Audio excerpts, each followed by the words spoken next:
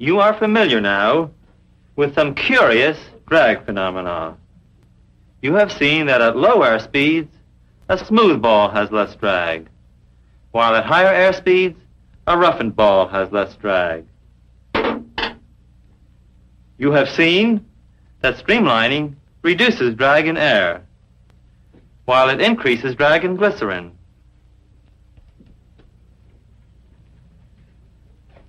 You have seen that in a certain range of speed, the drag of a sphere actually decreases while the speed increases. At this stage, matters look pretty complicated, but actually, there is order and logic in all you have seen. There is only one way to discover this order and logic, and that is by thinking in terms of the fundamental concepts and principles of fluid mechanics.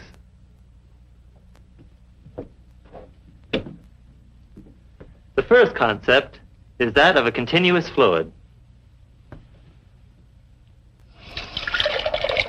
We know that matter is really made up of billions and trillions of molecules separated by empty space. But on a scale of size which is very large compared with molecular distance, matter appears to be continuous and unstructured. Rather than think of all the individual molecules of the real fluid, therefore, it is convenient to replace the real fluid by what we call a physical model.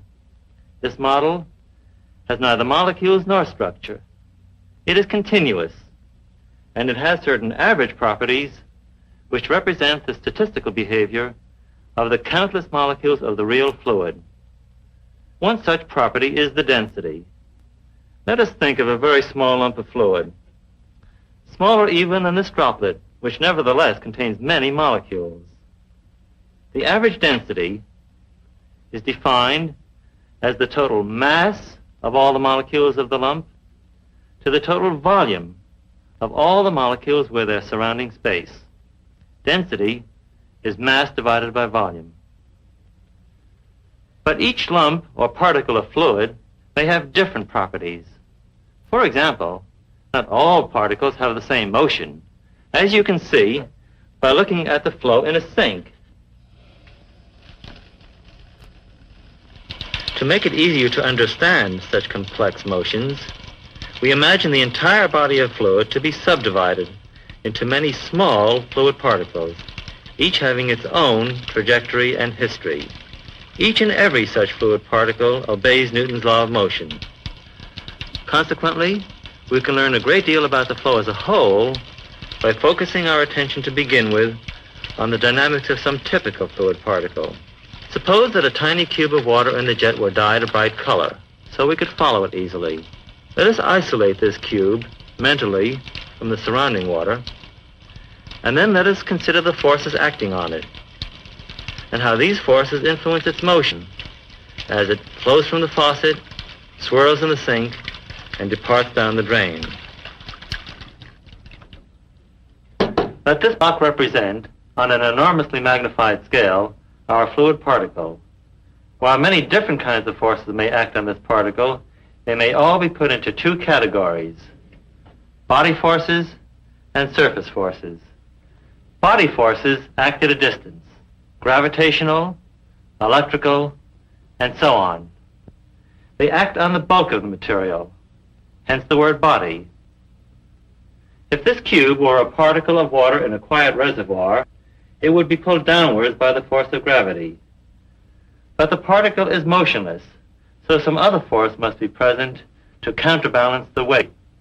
This other force is called the surface force. While body forces act at a distance, surface forces act by direct contact between the particle and the surrounding medium. And as the name implies, surface forces are exerted directly on the 6 surfaces or faces of the cube by the surrounding fluid with which it is in actual contact.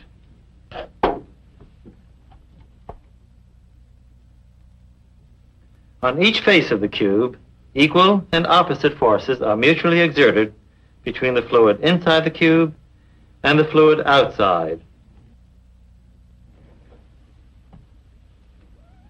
Let us look at one of the faces of our particle. The greater the surface area, the greater the surface force. And so it is convenient to think in terms of the force per unit area. This ratio of force to area is called the stress. For instance, if we push with 5,000 dynes on this face having an area of 50 square centimeters, the average stress, or pressure, is 100 dynes per square centimeter. The distributed nature of the stress is indicated by these arrows all over the surface. Suppose now that we push on the opposite face with 5,000 dynes. Then there is no net force to accelerate the particle. And so the amount of pressure acting on any one face is in itself unimportant to the dynamics of the particle. But now, suppose that we push on the second face with a force of 7,000 dynes. Then there is a net pressure force to accelerate the particle. So it is differences in pressure that count.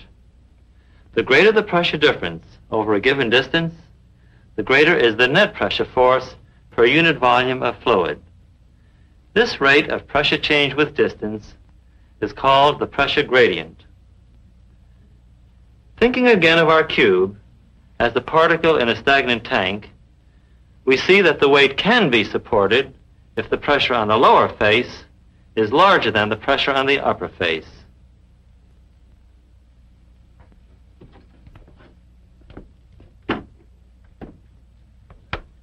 The right-hand side of this U-tube is open to the atmosphere.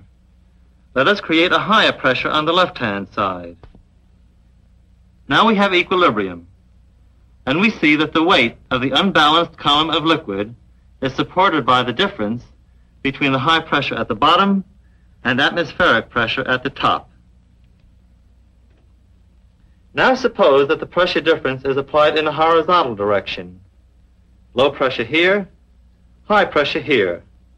Gravity acts downward, and for Newton's equation of motion, therefore, it produces a horizontal acceleration. This arrow represents the acceleration.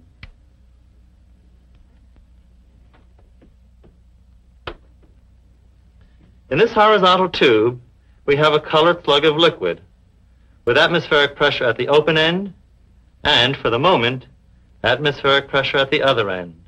Now watch. Force equals mass times acceleration.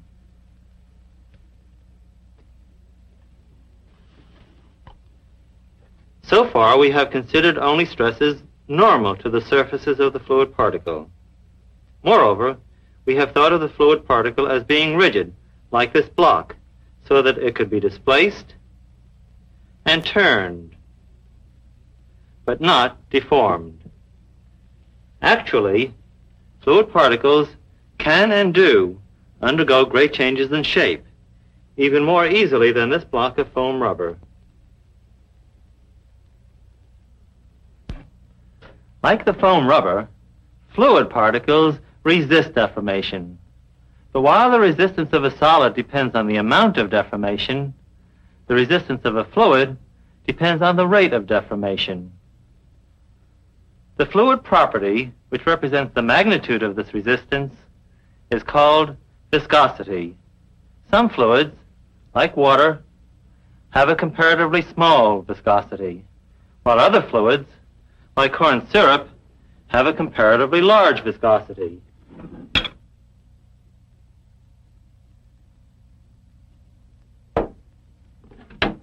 To be more precise about viscosity,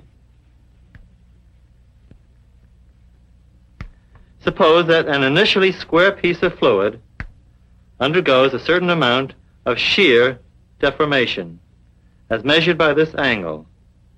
Then the viscous resistance appears in the form of tangential or shear stresses required to produce this shear deformation at a certain rate. In fact, we define the viscosity as the ratio of the shear stress to the rate of shear deformation.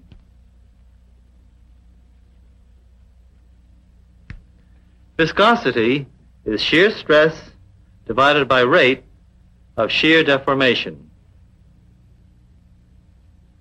There is one very important additional fact you need to know about viscosity, and that is that the fluid immediately adjacent to a solid surface cannot slip relative to the surface. What is more, the particular material of the surface, wood, metal, glass, plastic, cannot in any way alter the viscous behavior of the fluid. This liquid is glycerin. I am loading the marking pen with colored glycerin.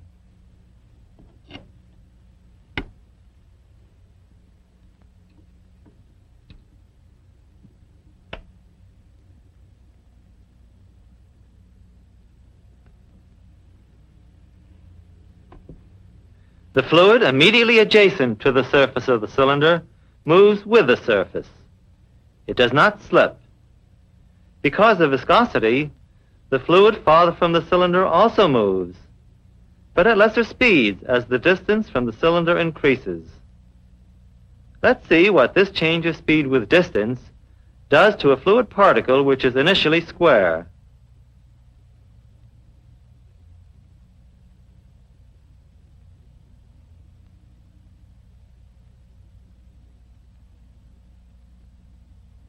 It causes a shearing deformation. But because of viscosity, each fluid particle resists being deformed.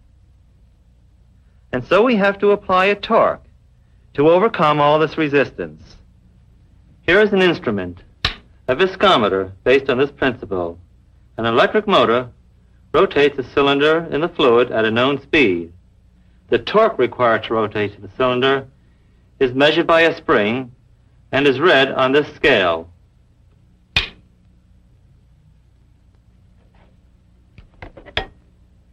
From the speed and the torque and the dimensions, we can work out the shear stress and the rate of shear deformation, and in that way get the viscosity. Here is another interesting fact. The frictional resistance between a solid and a solid depends on the normal pressure of contact. But in a fluid, the frictional resistance is almost totally independent of the pressure. It depends almost solely on the rate of change of shape of the fluid particles. Now we are ready to come back and think about how all the forces we have been discussing affect the motion of the fluid. First of all, it turns out that we need not consider gravity at all. In our experiments, the terminal speed experiments, the wind tunnel experiments, gravity in the fluid produced a buoyancy force which decreased the apparent weight of the objects. But we measured only the net weights, and so the circumstances of our experiments were such that gravity was automatically compensated for. And the other body forces, electrical, magnetic, were not present in our experiments. This leaves us only with the surface forces, that is, pressure forces and viscous forces. Now, the way in which these two forces control the motion of a fluid particle is governed by Newton's law of motion. If we add vectorially the net pressure force with the net viscous force, we get a resultant force through the parallelogram construction. This resultant force is equal to the product of the particle mass with its acceleration, or for a particle of unit mass, it is equal to the acceleration itself. Now, this instantaneous acceleration controls the motion on the next little bit of particle trajectory, and so on for successive bits of the trajectory. Incidentally, the instantaneous direction of the particle motion need not coincide with the direction of the acceleration vector, nor for that matter need it coincide with the direction of either of the two force vectors.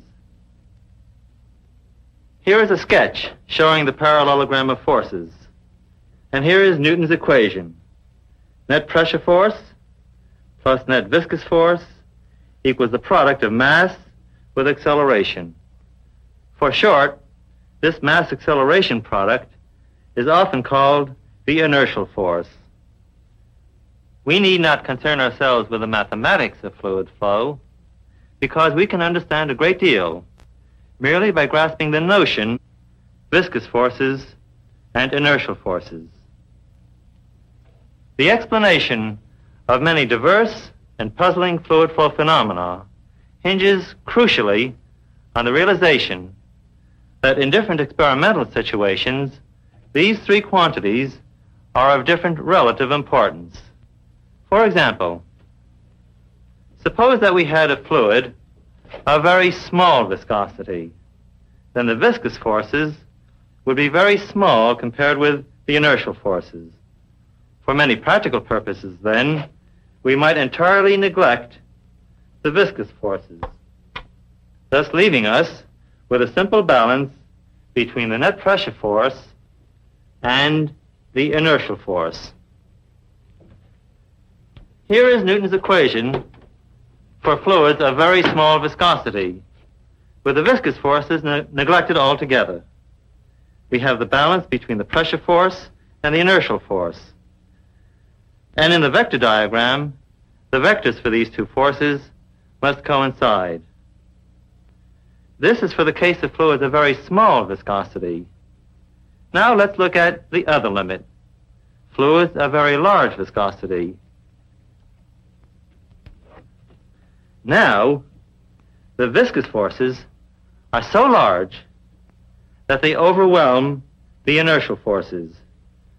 And for practical purposes, the inertial forces may now be neglected, leaving a balance between the pressure force and the viscous force. In the vector diagram, the vectors for these two forces must now be equal and opposite.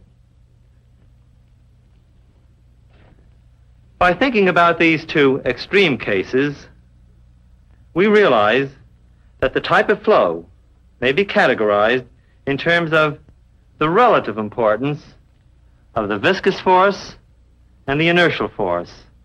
Viscous force, inertial force. Viscous force, inertial force. Perhaps in terms of the ratio of the two. Let's look into this.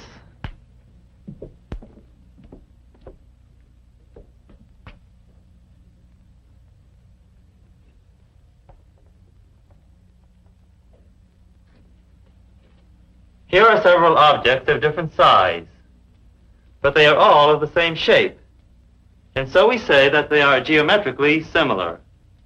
Scale models of airplanes and ships are geometrically similar to the full-scale craft.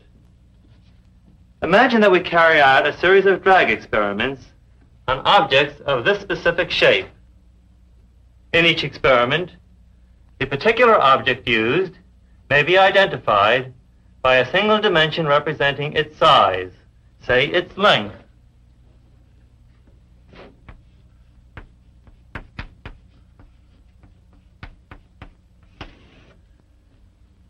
In each experiment, we might have a different speed of the flow.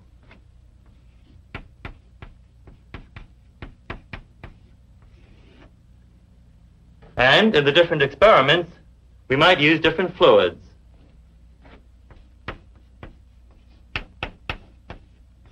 For example, air, water, oil, and so on. We have seen that the important mechanical properties of the fluids are the density and the viscosity.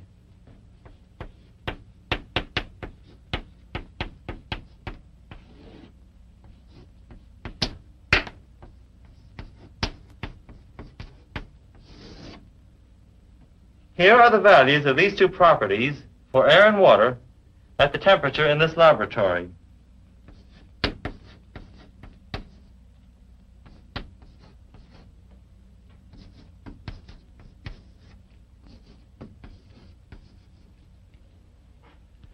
In the different experiments, the magnitudes of length and speed may vary over an enormous range, just as the density and the viscosity do.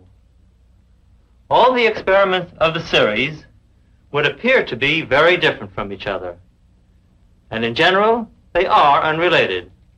But consider a special situation. Suppose that in two of the experiments, the several quantities in Newton's force balance bear the same ratio to each other. Then those experiments are dynamically similar.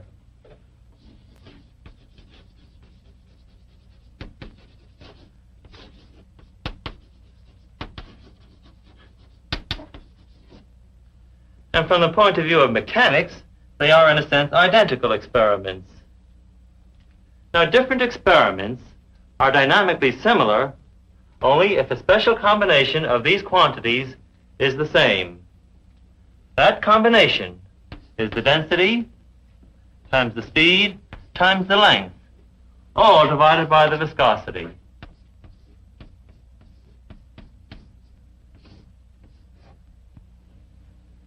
This ratio is called the Reynolds number,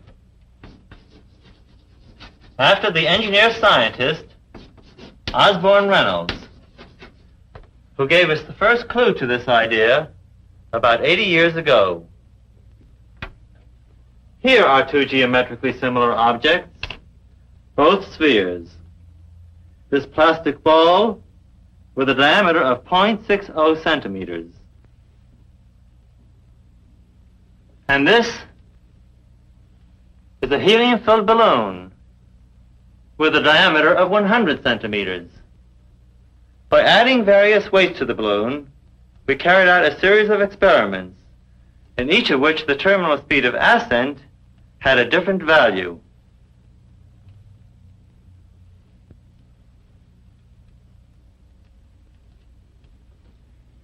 In one of these experiments, the terminal speed was 5.4 centimeters per second. And you recall that the diameter is 100 centimeters. We dropped the plastic ball in water and measured its terminal speed of descent. It was 55 centimeters per second. And you recall that the diameter was 0.60 centimeters. Now we may combine these numbers for the density, the speed, the length, and the viscosity, according to the Reynolds number formula. For the helium balloon rising in air, we found that the Reynolds number was 36, while for the plastic ball falling in water, the Reynolds number was 37. You can see that for the experiments we selected, the Reynolds numbers differed by only a few %. So while these two experiments, one in a gas, one in a liquid, appear very different to the eye, they are empirically similar. And as you will see later, from a measurement of the drag of the plastic ball in water, this similarity enables us to predict the drag of the helium balloon in air.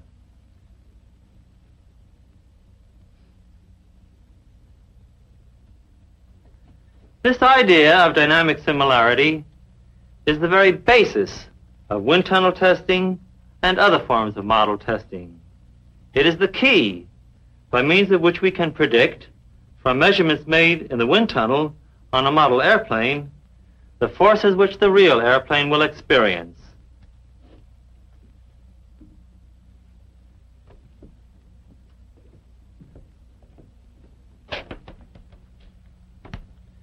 The Reynolds number shows us something else, for it is a measure of the ratio of the inertial forces to the viscous forces in the force balance.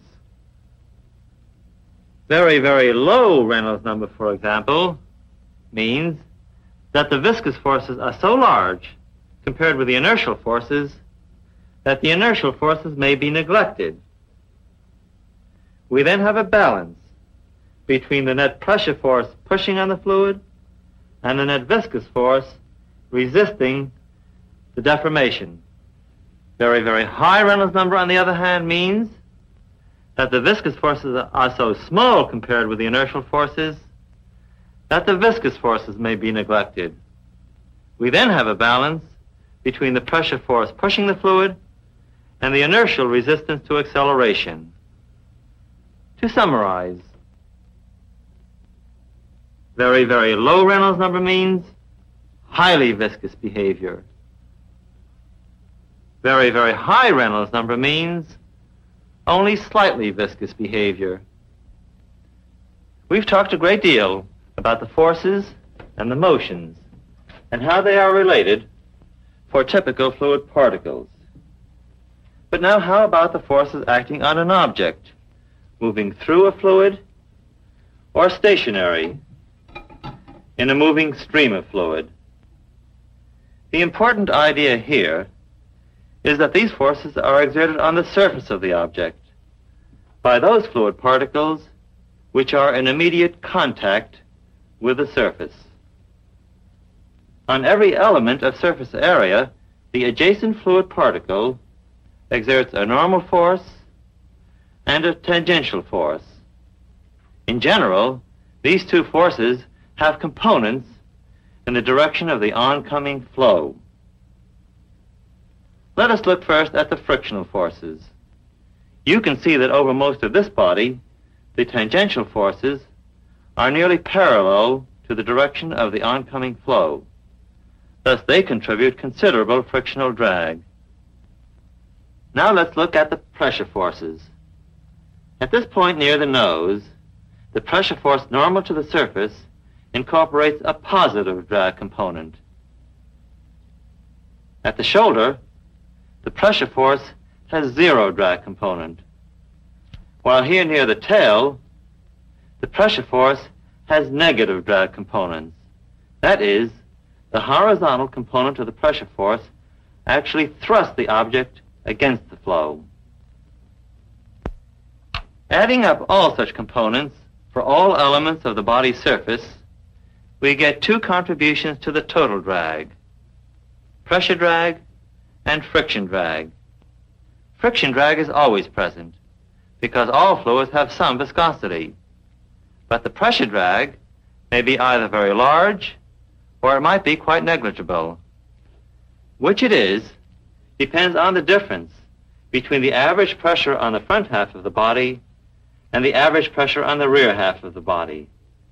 If the average pressure on the rear half is equal to the average pressure on the front half, then the net pressure drag is zero.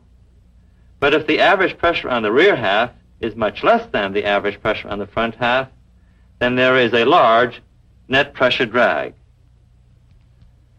The reason for thinking separately about these two types of drag is that they arise for different reasons, and since one or the other may predominate in different ranges of Reynolds number, it is not so surprising that there are different and distinct types of fluid behavior.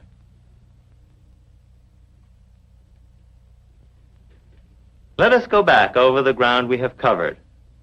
We conceived the model of a continuous fluid, and then we focused attention on one of the many very small lumps forming the entire body of fluid.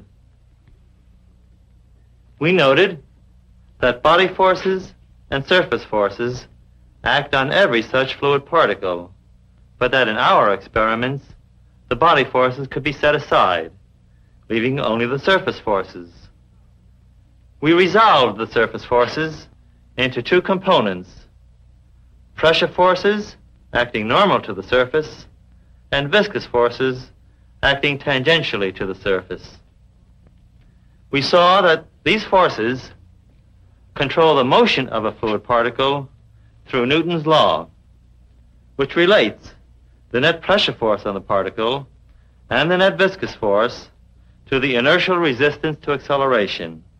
Then, by thinking about two extreme cases, fluids of very small viscosity and fluids of very large viscosity, we were led to a most useful idea, the Reynolds number, which allows us to categorize the type of flow in terms of the relative importance of viscosity.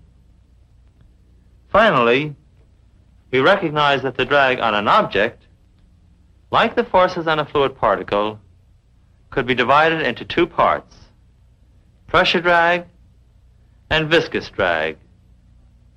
This set of ideas is a powerful tool for interpreting and explaining experimental observations.